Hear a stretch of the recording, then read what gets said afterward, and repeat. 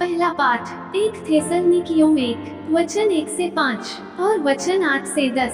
पिता परमेश्वर और प्रभु ईसा मसीह पर आधारित थिस्सलुनीकियों की कलीसिया के नाम पौलुस, सिलवानुस और तिमोथी का पत्र। आप लोगों को अनुग्रह तथा शांति। जब जब हम आप लोगों को अपनी प्रार्थनाओं में याद करते हैं, तो हम हमेशा आप सबके कारण ईश्वर को धन्यवाद देते हैं। आपका सक्रिय विश्वास, प्रेम से प्रेरित आपका परिश्रम तथा हमारे प्रभु ईसा मसीह पर आपका अटल भरोसा, ये सब हम अपने ईश्वर और पिता के सामने निरंतर स्मरण करते हैं। भाइयों, ईश्वर आपको प्यार करता है।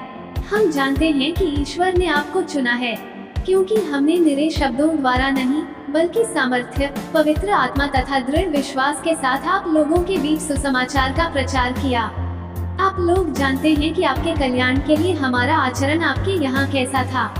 हमें कुछ नहीं कहना है, लोग स्वयं हमें बताते हैं कि आपके यहाँ हमारा कैसा स्वागत हुआ और आप किस प्रकार देव मूर्तियाँ छोड़कर ईश्वर की ओर अभिमुख हुए, जिससे आप सच्चे तथा जीवंत ईश्वर के सेवक बने और उसके पुत्र ईसा की प्रतीक्षा करें, जिन्हें ईश्वर ने मृतकों में से जिलाया। यही ईसा स्वर्ग से उतरेंगे और हमें आने वाले प्रकोप से बचाएंगे। सुसमाचार, संत मत्ती 23:13-22। ढोंगी शास्त्रियों और फरीसियों, धिक्कार तुम लोगों को, तुम मनुष्यों के लिए स्वर्ग का राज्य बंद कर देते हो। तुम स्वयं प्रवेश नहीं करते और जो प्रवेश करना चाहते हैं उन्हें रोक देते हो।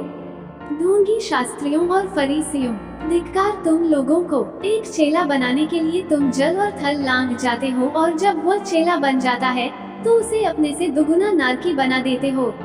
अंधे नेताओं, धिक्कार तुम लोगों को, तुम कहते हो यदि कोई मंदिर की शपथ खाता है तो इसका कोई महत्व नहीं, परंतु यदि कोई मंदिर के सोने की शपथ खाता है तो वह बंध जाता है। मूर्खों और अंधों, कौन बड़ा है, सोना अथवा मंदिर, जिससे वह सोना पवित्र हो जाता है?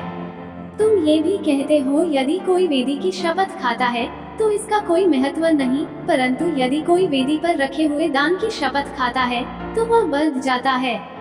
अंधा, कौन बड़ा है, दान अथवा वेदी, जिससे वह दान पवित्र हो जाता है? इसलिए जो वेदी की शपथ खाता है वह उसकी और उस पर रखी हुई चीजों की शपथ खाता है। जो मंदिर की शपथ खाता है वो उसकी और उसमें निवास करने वाले की शपथ खाता है।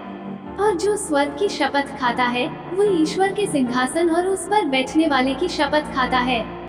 मनन चिंतन। प्रभु यीशु अपने समय जिन लोगों से अधिकतर नाराज रहते थे वे थे शास्त्री और फरीसी लोग, क्योंकि शास्त्री और फरीसी का काम था लोगों को ईश्वर के पास लाना, ईश्वर की शिक्षाओं को सही रूप से लोगों को समझाना, परंतु वे इन कार्यों को सही रूप से नहीं निभा रहे थे। वे न तो स्वयं उचित कार्य करते, परंतु इसके विपरीत वे दूसरों को वह कार्य करने से रोकते थे।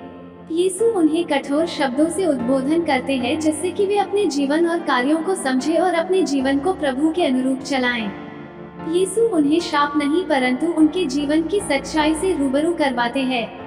यीशु की बातें सुनकर उनके पास दो रास्ते थे, या तो वो यीशु की बातें सुनकर अपने जीवन में परिवर्तन लाएं या फिर यीशु की बात को अनसुनी कर उन पर क्रुद्ध हो जाए।